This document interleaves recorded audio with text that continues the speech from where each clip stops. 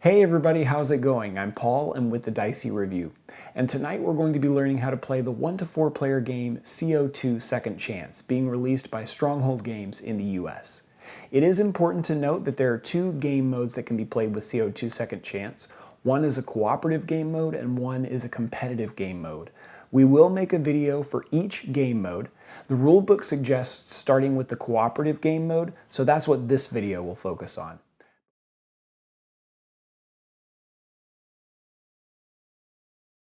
CO2 Second Chance comes with all of the components that you see here, including one double-sided game board and a black cloth bag, 45 UN goal cards in two different types, 4 double-sided player aids, 26 private goal cards, 12 solitaire cards, 36 lobbyist cards, currency in denominations of 1, 2, 5, and 10, 1 CEP market price marker and 50 carbon emission permits, 47 environmental goal tiles, 18 energy summit tiles, 4 player boards in each of the player colors, 25 total projects in 5 different types, 25 wooden markers that represent power plants in the matching types, 2 configuration and victory cards, 30 tech cubes, 30 total fossil fuel power plants in 3 different types, a starting player token, 7 event tiles, 8 regional agenda tiles, a 3-player co-op token, a number of different wooden markers used to track phases, rounds, and different tracks on the board, and finally player components in each of the 4 player colors.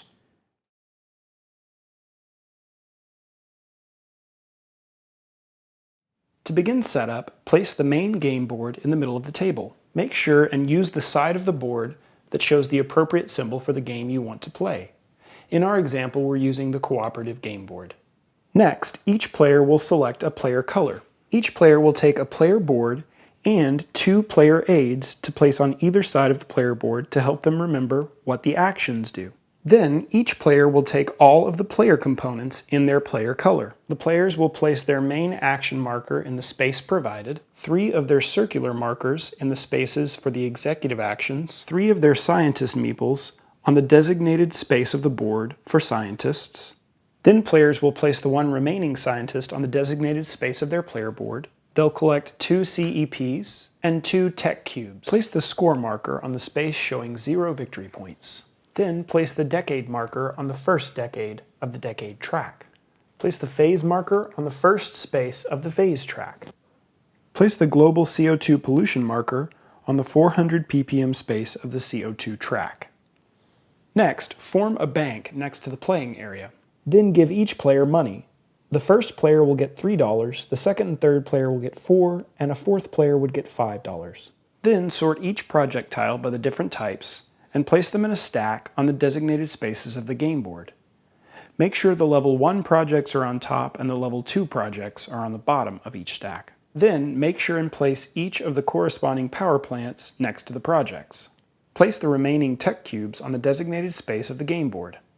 Next, shuffle the summit tiles into a face-down stack and place 1 summit face-up on each of the designated spaces of the game board. Place 1 random regional agenda tile on each of the designated spaces around the game board. Return any remaining regional agenda tiles to the box.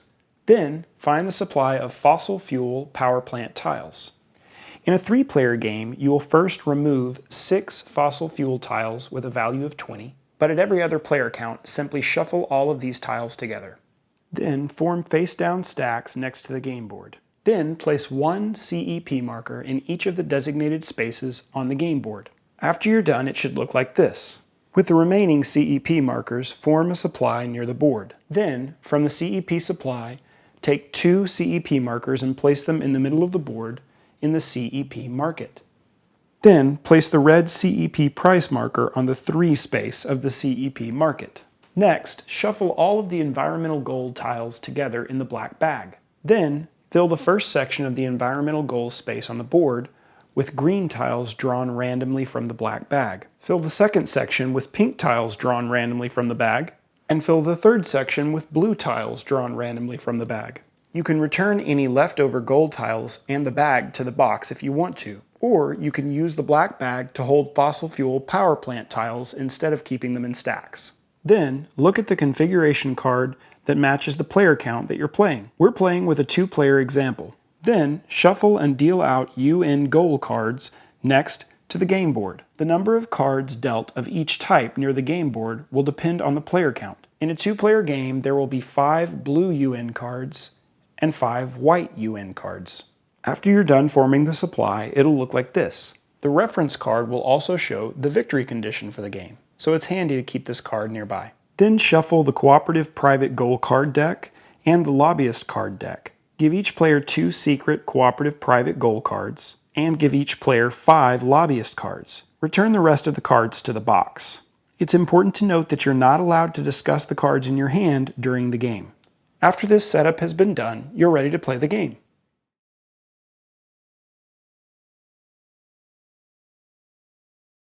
In CO2 Second Chance, each player takes the role of a CEO for a green energy company trying to fulfill the demand of the world's governments for energy production.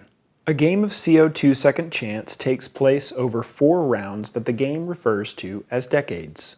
The first phase is the operations phase, and this is where players will take actions. Players can take actions to propose projects, prepare infrastructure, and build power plants.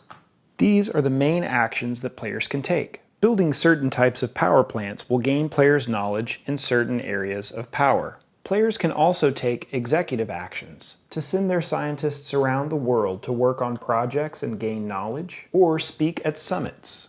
With an executive action, they can manipulate a carbon emissions permit market, and they can play cards from their hand to gain bonuses, and claim bonus cards whose requirements they might have met.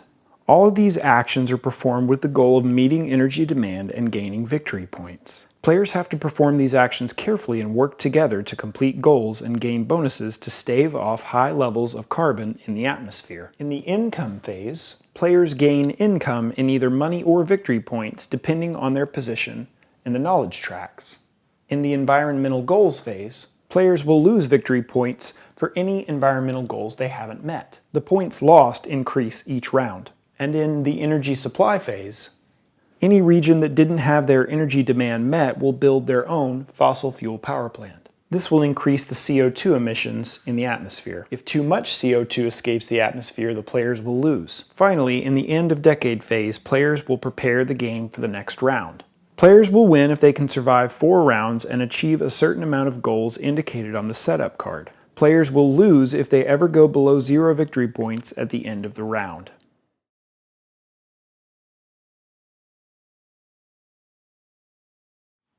The first phase in each round is the operations phase. During the operations phase, there will be a number of rounds played depending on the player count. In every round, each player will play 1 turn. In a 1 and a 2-player game, there are 4 rounds. In a 3-player game, there are only 3 rounds. And in a 4-player game, there are only 2 rounds in each operations phase. There are also player counts printed on each round section to help players remember this. It's important to note that in a cooperative game for 3 players, in the 4th decade, there's a special rule. Place the 3-player token in the 4th decade space. When players arrive at the 4th decade, take this marker and place it over the 3rd action during the operations phase. This reminds players that in the 4th decade of a 3-player co-op game, they only get 2 operations rounds instead of the 3. In each round of the operation phase, beginning with the start player and then going clockwise, each player will take 1 full turn. On a player's turn, they must take 1 of the main actions and are allowed to take any number of the executive actions up to 1 time each. And players are allowed to take these actions in any order. Let's look at the executive actions that players can take on their turn first. The first executive action that we'll explore is visiting the CEP market. By taking this action, the player is either allowed to buy 1 CEP from the market or sell 1 CEP at the market price. The market price is determined by the red CEP marker. To buy a CEP, the player pays the price indicated by the red marker, in this case $3, and then moves the CEP from the market to their player board. A player is only allowed to buy or sell 1 CEP per turn. If there's still a CEP in the market, the price doesn't change. If buying a CEP would empty the market, then the market price would immediately increase by 1, and then 2 CEPs would be added from the supply. If a player sells a CEP, they would return 1 CEP from their player board to the supply. The market price for CEPs would then decrease by 1. It's important to note that players are only allowed to either buy or sell 1 CEP with each executive action. The next executive action to talk about is playing or claiming cards. If playing a lobbyist card, the players can simply choose one of the cards from their hand and place it face up next to their player board. Players can gain one of 2 benefits from playing a lobbyist card. If a player wanted to, they could receive the minor benefit from the lobbyist card. Minor benefits are indicated here. This minor benefit, for example, says that a player could move a scientist. So if they wanted to, this player could play this lobbyist card and then move a scientist, essentially gaining a free executive action. There are no requirements for this. A player can simply play the card and take the minor benefit. Instead of gaining the minor benefit, the player could gain the main benefit. The main benefits are listed in the middle of the lobbyist cards. To gain the main benefit, players must use this immediately before or after taking the action that's depicted in the middle of the card. For instance, this card says that a player will gain $3 directly after selling a CEP to the market. So a player could take an executive action to play this card, then take an executive action to sell a CEP to the market, and in addition to gaining the money for the market price, they would gain $3 additional. Or a player could go to the CEP market, sell a CEP for the indicated market price, and then take another executive action to play this card and gain $3. The timing is up to the player. It's also important to note that there is a space for scientists on each of the lobbyist cards that are face up in play. We'll look at moving a scientist in a moment. It's also important to note that these lobbyist cards are the only ones that players will get throughout the entire game, so make sure and play them carefully. Instead of playing a lobbyist card with this executive action, players could claim a UN goal card. Each UN goal card will have a few different types of power plants depicted on the goal card. This goal card, for instance, has a hydro plant and a solar plant depicted on the card. To be able to claim this card, the player taking the action has to have infrastructure underneath 2 built power plants matching the type on the card. So for instance, the yellow player has prepared the infrastructure for these 2 constructed power plants. You can easily see this because the infrastructure wooden pieces are yellow. We'll look at how the prepare infrastructure action works here in a moment. Since the yellow player has prepared infrastructure for these 2 types of power plants, and those power plants have been constructed, the yellow player has met that portion of this card's requirement. It's also important to note that the power plants can be built by any player. The infrastructure has to be from the player claiming this card, however. Since the player has met the power plant requirements of the card, they would simply have to pay 2 tech cubes and then claim this card. After claiming the card, the player who took this action can flip the card face down in the display and immediately claim 2 victory points for the group. Claiming these UN goal cards is very important to score points, but it's also important because it's one of the game win conditions for your player group. For instance, on this setup card, in the victory requirements, you can see that these players have to complete all but 3 of the UN goal cards in the face-up display. The final executive action to discuss is moving a scientist. When taking a move scientist action, you can move your scientist in one of 2 ways. You can either move your scientist from your player board or from a proposed project. Let's look at the first option, moving from your player board. When moving your scientist from your player board, you can either move them to any unoccupied project or to any face-up lobbyist card on the scientist space. This can be your card or your teammates' cards. If you move a scientist to a lobbyist card, you gain the minor benefit. It's important to note, however, that once a scientist is moved to a lobbyist card, it's there for the rest of the game. Moving a scientist to a proposed project will allow this scientist to gain information and knowledge about that type of power plant, and will allow this scientist to speak at a summit later. Now let's look at the second way you can move your scientist from a proposed project. A player can move a scientist from a proposed project to any other unoccupied proposed project, any unoccupied lobbyist card, any unoccupied space of a summit tile that matches the energy type of the scientist's project, or back to the player board. It is important to note that a scientist can only move to a matching summit space if they were on a project that has this energy type.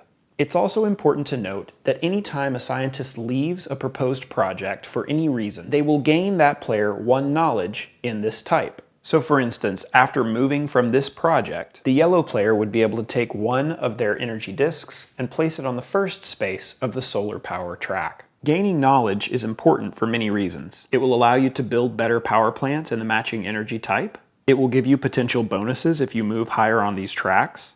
And it also allows you to gain income at the end of the round. If when gaining knowledge you ever move your player disc over a space that shows a bonus, you immediately gain this bonus. In addition to that, moving to the purple indicated space on each track will allow you to meet certain environmental goals at the end of the round. The different bonuses will allow you to gain different things. For instance, if you move to this bonus, the player would immediately gain a tech cube. If a player gains this bonus, they would immediately be able to place one CEP from the market on any region of your choice. This is important because certain areas of the map can lose CEP during gameplay. If a player moves onto a space showing one of these symbols, they get to immediately advance on the corresponding energy track. And if a player moves onto one of these symbols, they get to move up on any other track that they choose.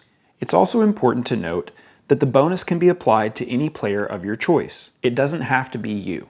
And it's also important to note that if a player ever reaches the end of a knowledge track, any knowledge that that player would gain on that track is lost. It's also important to note that once a scientist is on a summit tile, it remains on this tile until the tile is resolved. Players check to see if summit tiles are resolved at the end of each player's turn, but we'll look at that in more detail in a moment.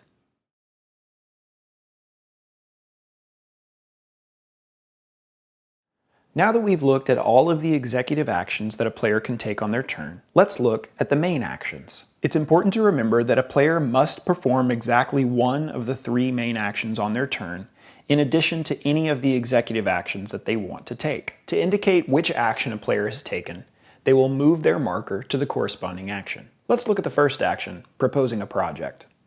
To propose a project, a player will take one of the project tiles from the top of the stacks in the supply. The player will then select one of the regions of the world where they want to place this project tile. It's important to note that the region must have a demand for the matching energy type.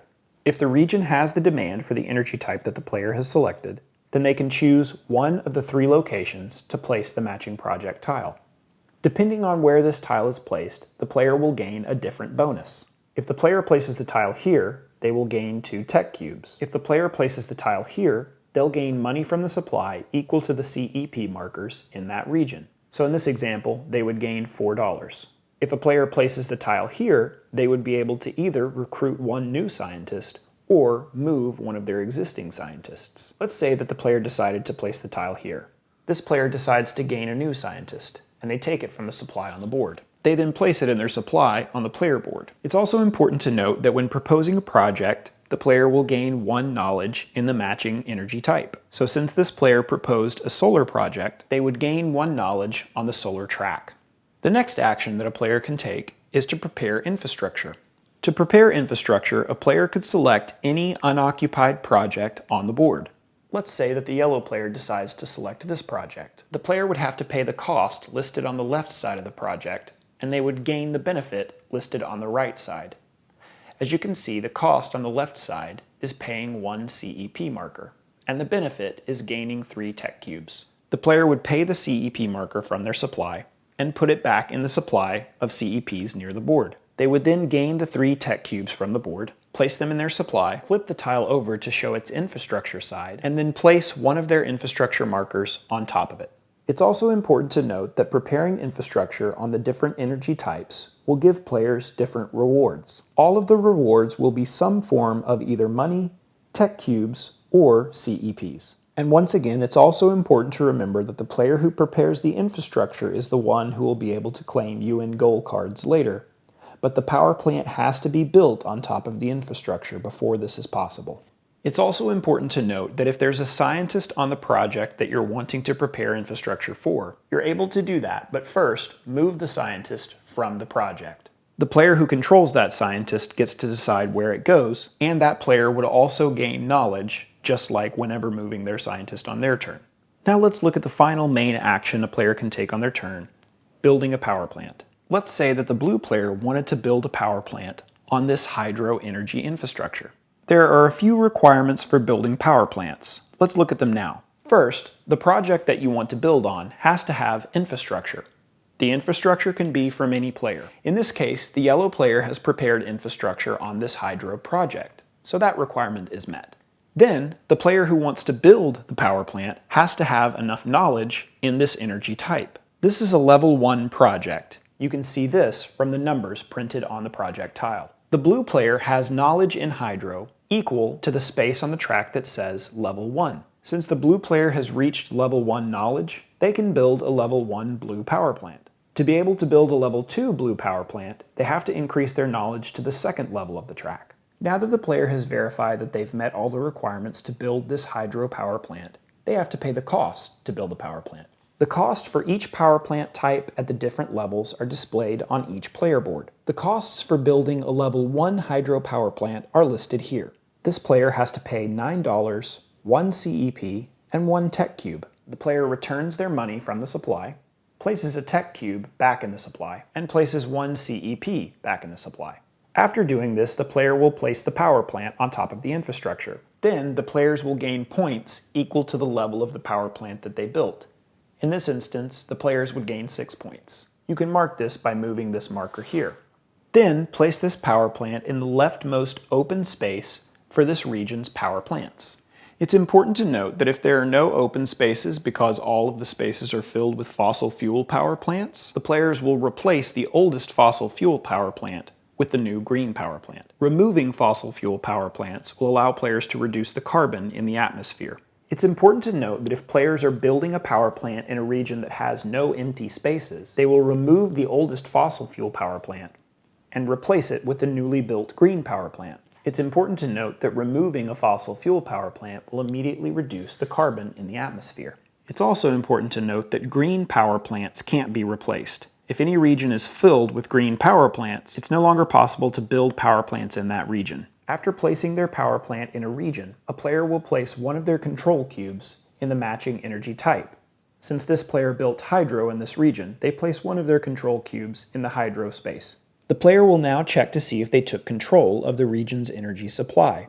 Checking to see if you control the energy supply is only done right when a power plant is built. If you have the most control cubes in the spaces below the regional agenda tile, you take control of that region. This can be indicated by placing your control marker on the region tile. If players are tied for having the most control cubes below the agenda tile, you take control if you provide the most preferred energy source. The most preferable energy is the energy closest to the left side. So in this region, the number 1 preferred energy is solar, the number 2 preferred energy is hydro, and the number 3 preferred energy is recycling. In this case, blue still controls this region. If players are still tied, they take control if they have more knowledge in the type just built. And if players are still tied, they take control because they're the active player. Having control of a region's energy is very beneficial for the player. This will allow them to pay CEPs from the region that they control instead of from their player board when taking actions. After a player has taken one of these main actions and any number of the executive actions that they want to up to 1 time each, the player will check to see if any summit tiles have been completed at the end of their turn. An energy summit is resolved if all of the spaces on the summit tile are filled with scientists. If more than one energy summit was completed in a turn, resolve them in the order that they were completed. In clockwise order around the table, ending with the player who completed the energy summit by placing the last scientist on the tile. Each scientist on the tile will gain the player who controls that scientist 2 knowledge in any of the energy types discussed at the summit. Players can mix and match the knowledge gained. So in this example, the yellow player would be able to gain 4 total knowledge. They could gain 3 in forest and 1 in wind, 2 in solar and 2 in forest, any combination that they want of 4 total knowledge. The blue player would gain 2 knowledge in any of these categories. After the energy tile is resolved, the scientists will return to the player's player board. The energy summit will then be discarded and replaced with a new one.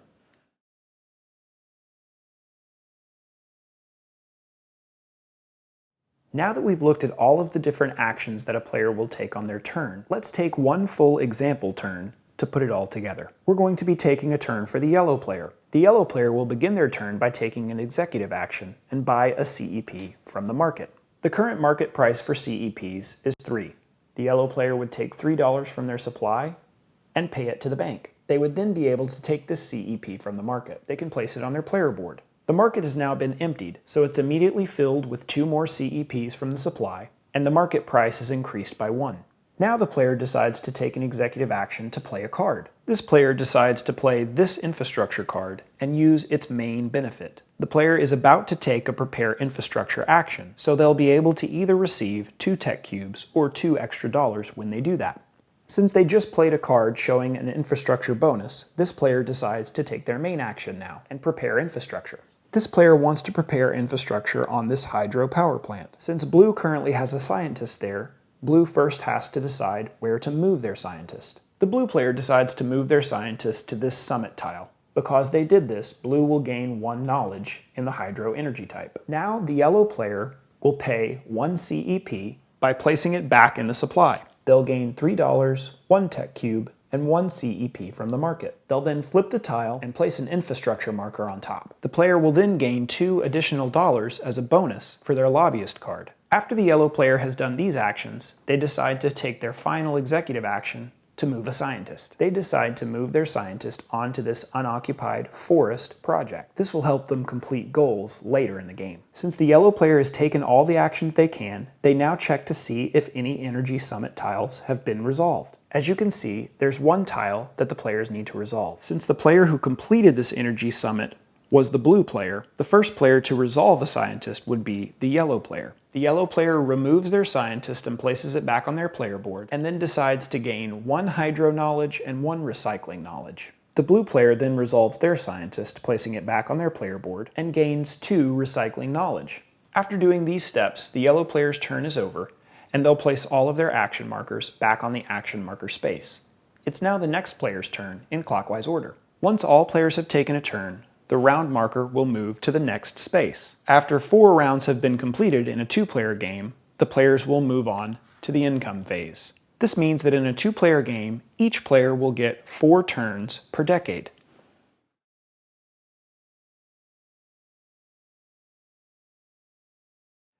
After players have taken the appropriate number of turns based on the player count, the players will move to the income phase. During the income phase, in turn order for each energy source knowledge track, players will gain income in the form of either money or victory points.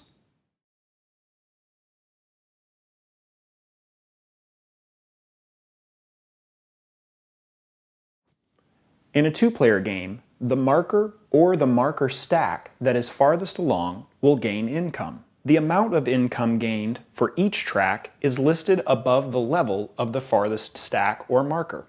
So for instance, on this track, blue is the farthest along, as yellow hasn't started on this track.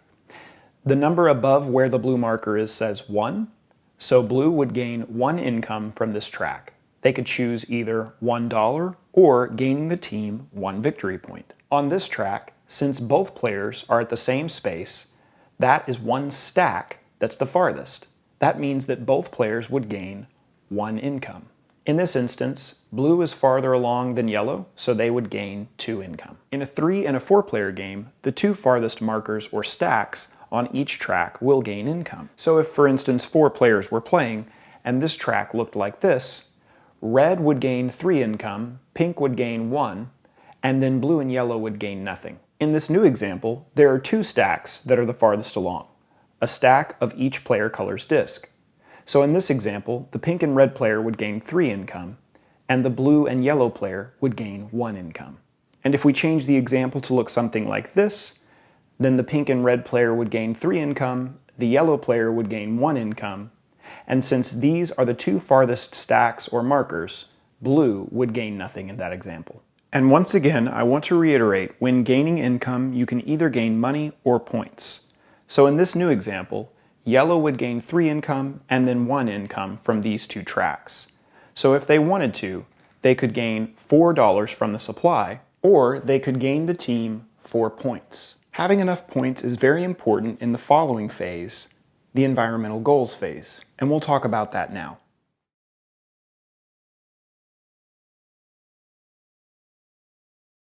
The next phase of the game is the environmental goals phase. During the environmental goals phase, players will first turn face down any environmental goals they've already completed during this round. Let's look at what each of the environmental goals requires now. The green environmental goals relate to building power plants. These 3 goals would be accomplished if a player has built a power plant in Oceania, Asia, or if they've built a power plant of the recycling type.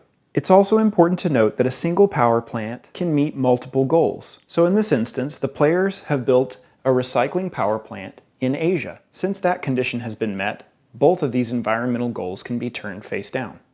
The pink environmental goals relate to the knowledge tracks for the different energy types. The goal tiles showing an arrow pointing to a line state that one of the players has to have reached the end of this knowledge track. The pink goals just showing the energy type indicate that a player has to have reached the halfway point for that track. Each knowledge track has a very prominent pink visual reminder of when players have reached the halfway point. And finally, the blue environmental goals relate to the energy summits. Blue goals showing the summit symbol with a number indicate that players have to have completed an energy summit with the same number of topics discussed. If we look at the energy summit that we completed in our earlier example, you can see that this energy summit has 3 different topics. The blue environmental goals showing an energy type indicate that an energy summit has to have been completed where these topics were discussed. So from our previous example, you can see that our completed energy summit shows all 3 of these energy types. So since this summit was completed, all of these environmental goals can be flipped face down. One important distinction to make is that even though one power plant can complete multiple goals based on the country they're built in or the energy type of the power plant, and one summit tile can complete multiple goals based on the size of the summit and the energy types discussed there, it is important to note that if an environmental goal tile of the exact same type is face up in the display, it must be completed separately. So for instance, even though players have built a power plant in Oceania, they would have to build a second power plant to complete these 2 goals. The one they've built wouldn't count for both.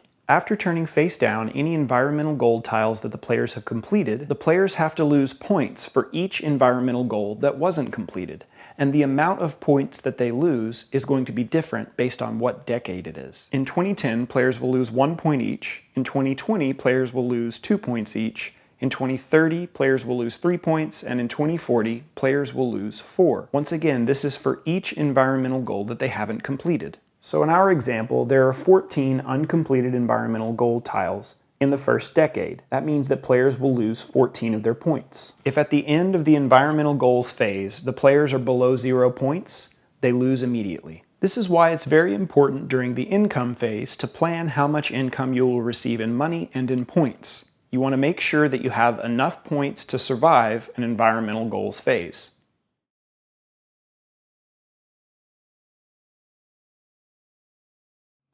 And the final phase is the energy supply phase. During the energy supply phase, players must evaluate each different region. The rulebook says to start in the region where you're playing the game. In our case, this would be North America. If a clean power plant hasn't been built in the space marked for the current decade, then the players have to draw one of the coal power plant tiles and place it there. This coal power plant would immediately increase the global CO2 levels by the number depicted on the power plant. So since this power plant says 30, global emissions would be at 430.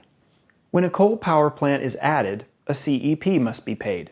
If there's a control marker on the region, move that player's control marker on top of the coal power plant. And if there's no control marker in the region, move a CEP from the region's supply to each tile. So in our instance, after each region was evaluated, it would look something like this. After each region has been evaluated, players must spend a CEP for each coal power plant that was added. If there's a CEP marker on top of each of the power plants from the region, these CEP markers are simply sent to the supply. Afterwards, it would look like this. If there's a control marker on a power plant during this step, the player who owns that control marker has to spend a CEP from their supply or a region they control. So in this example, the yellow player could either spend one of their CEP from their player board or spend one CEP from the Oceania region. Yellow doesn't actually control this zone, it's just for an example. And it's important to note that if the team is unable to pay a CEP during the energy supply phase, then they have to take a CEP from the market to spend, and they lose victory points equal to the current CEP market price. At the end of the energy supply phase, it's also important to note that players must reduce pollution levels if the pollution level has gone above 500 parts per million. In our example, all of the coal power plants that were added equal 530 parts per million. In each decade, the cost for reducing parts per million is different. In 2010, it costs 1 point per 10 parts per million. In 2020, it costs 2 points, 2030 it costs 3, and 2040 it costs 4 for every 10 parts per million the players reduce. So in our example, we would have to lose 3 victory points to get the parts per million down to 500. This would put our victory point total down to 4. In our example, we would want to spend those remaining 4 to reduce the parts per million even more. This is because the cost for doing that will increase in later rounds. And once again, at the end of this phase, if the score is below 0 victory points or pollution is higher than 500 parts per million, the game is over and everyone will lose.